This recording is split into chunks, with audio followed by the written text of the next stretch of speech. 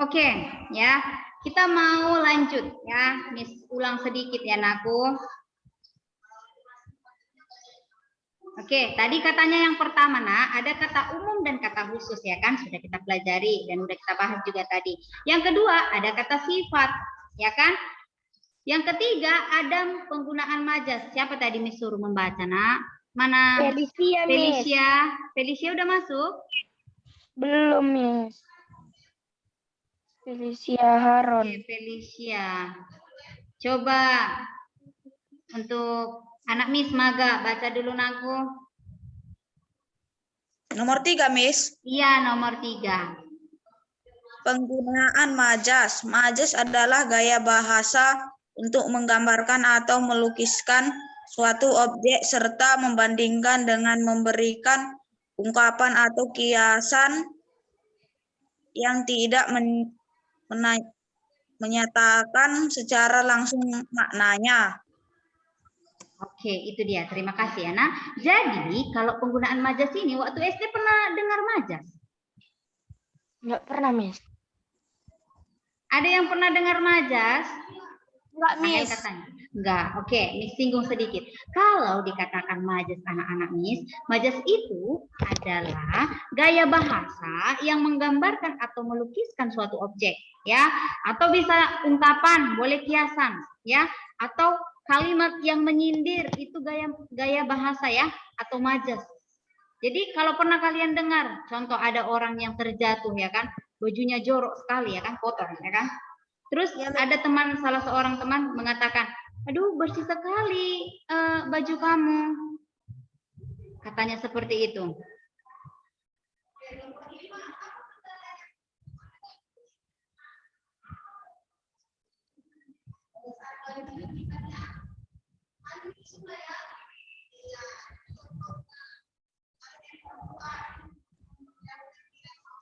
Oke, bisa dengar suara, Miss?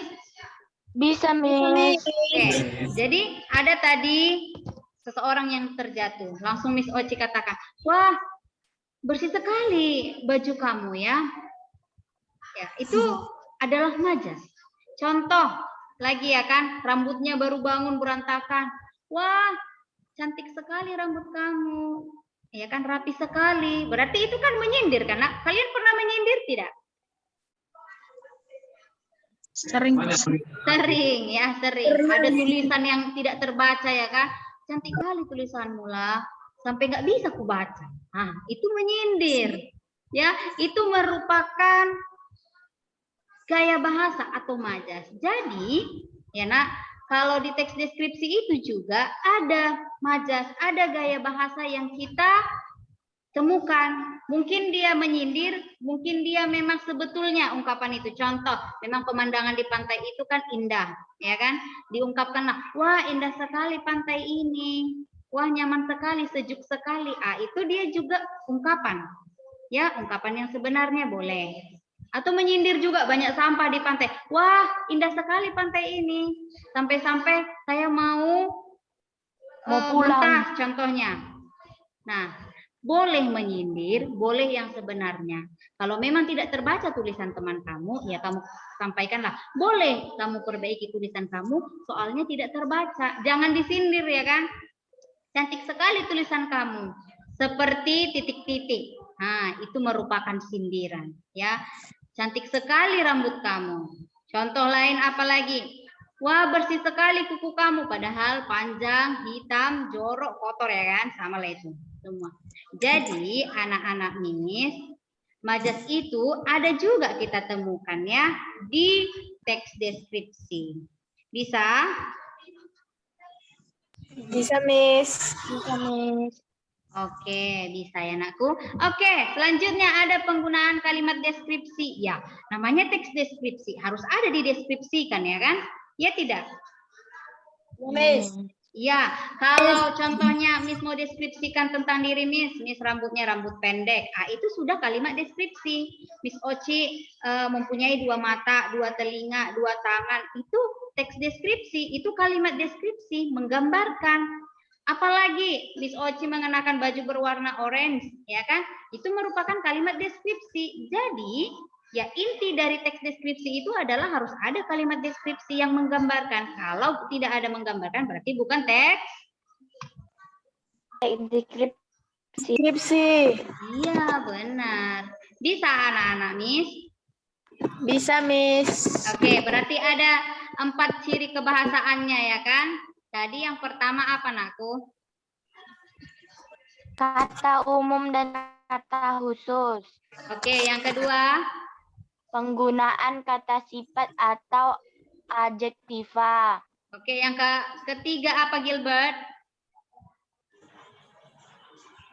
Penggunaan majas. Oke, yang keempat apa, Gesani?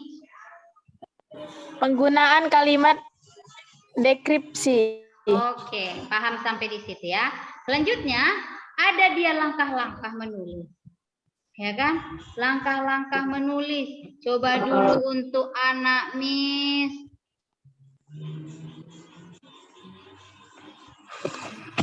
Maga tadi udah Miss suruh, Maga. Halo, Maga. Coba baca dulu lagi, Nak. Biar kedengaran dulu suara si Maga.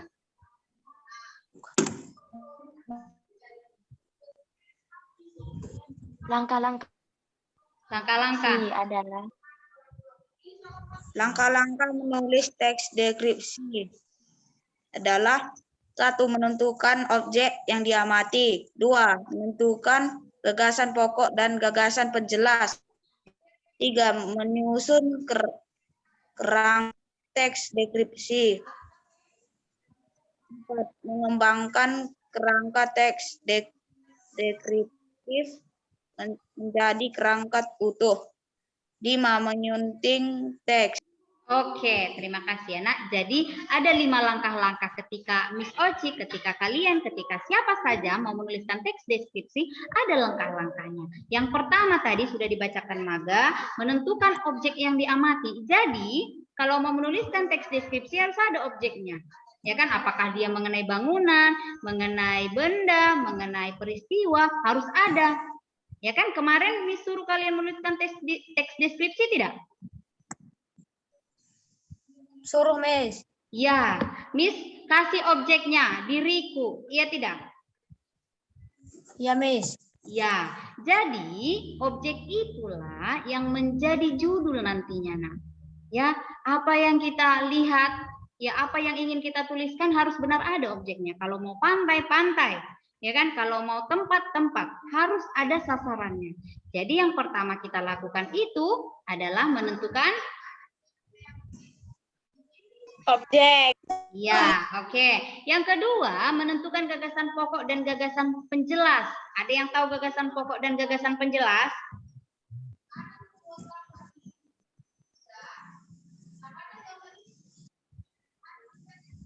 Ada, Nak?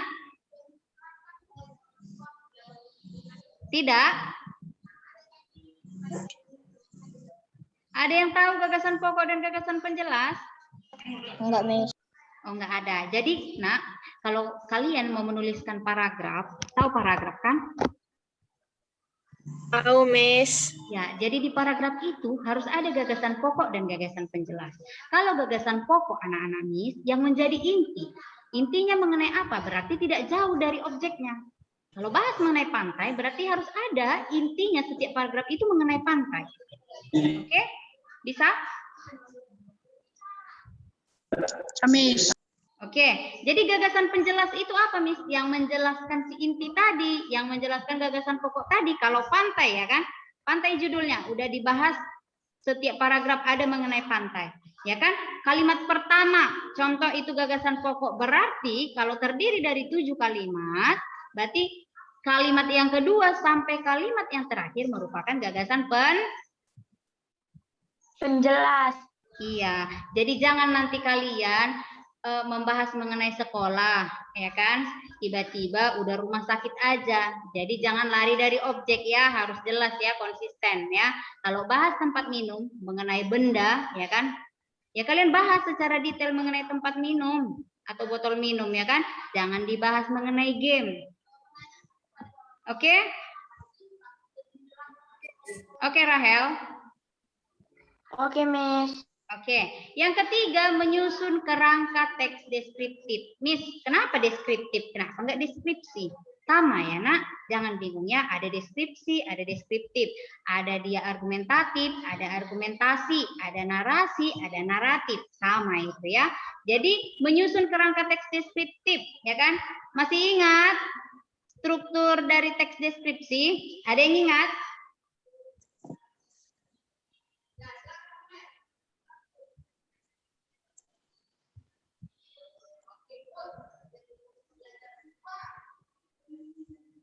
Ada. Identifikasi. Apa itu? Yang pertama adalah Identifikasi. Identifikasi. Deskripsi bagian. Bagian. baru yang ketiga. Simpulan atau pesan. Oke, berarti tahu ya, tadi ada identifikasi, yang kedua deskripsi bagian, dan yang terakhir adalah simpulan dan pesan. Jadi menyusun kerangka itu adalah menyusun sesuai strukturnya. Kalau udah paham kerangka, berarti udah paham strukturnya. Kalian udah ingat strukturnya kan, berarti udah tak paham ketika menyusun nanti. Yang keempat sama kelima ini dia nak sejalan. Mengembangkan kerangka. Kalau udah kalian susun teks itu berdasarkan struktur, ya kan? Tugas kalian selanjutnya nomor 4 dan nomor 5. Kalian pernah kan menulis pengalaman pribadi, udah ditulis satu lembar ya kan? Terus ada lagi yang ditipeks, ada yang dicoret. Oh ini nggak bagus kalimatnya. Baru ada lagi yang ditambahi, ada lagi yang dihapus. Itu namanya menyunting teks, supaya teks itu terlihat baik. Ya kan? Jadi, kalau mau menuliskan teks deskripsi, buat dulu di kertas, tahu kertas buram? Tahu kertas buram? Contoh ada dua HPS ya, karena ada dua kertas, dua lembar kertas. Kertas yang pertama itu kalian coret-coret dulu, di situ dulu kalian tulis. Ya kan, apa yang jelek, apa yang bagus kalian buat dulu. Terus kertas yang satu lagi yang memang benar-benar bagusnya, nggak ada lagi coret-coretan, udah benar-benar bagus. Tahu, pernah seperti itu tidak? Menulis jawaban ujian, pernah? Kalian tulis dulu jawabannya di selembar kertas. Nanti kalau udah betul, tinggal diperbaiki di kertas yang bagusnya. Jadi yang bagus itu dikasih sama guru, bukan yang coret-coret. Pernah? Pernah tidak? Nadine pernah, Nadine? Pernah, Miss. Pernah. Jadi, itu namanya menyunting, nak.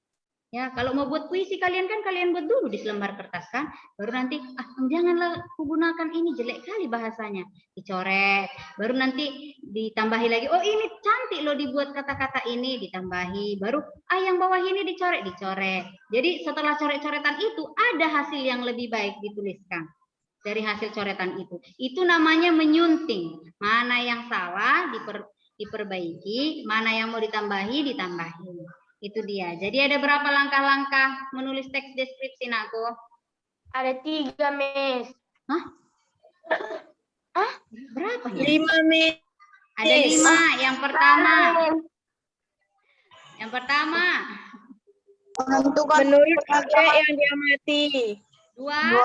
Menentukan gagasan pokok dan penjelas.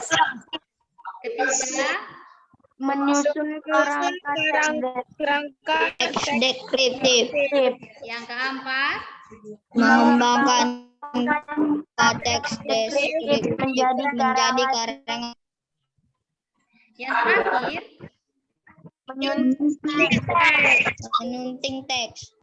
Menyunting teks. Ya, jadi setelah itu ngapainlah kami, Miss? Kalian tuliskanlah teks deskripsi, ya kan? Udah kami tulis kemarin, Miss. Iya, itu awalnya. Itu belum mengikuti struktur. Tapi kalian udah mampu menuliskan teks deskripsi mengenai pribadi kalian, ya kan? Sudah mampu menuliskan teks deskripsi mengenai diri kalian sendiri. Oke, itu dia untuk hari ini ya. Ada yang mau bertanya, nakku?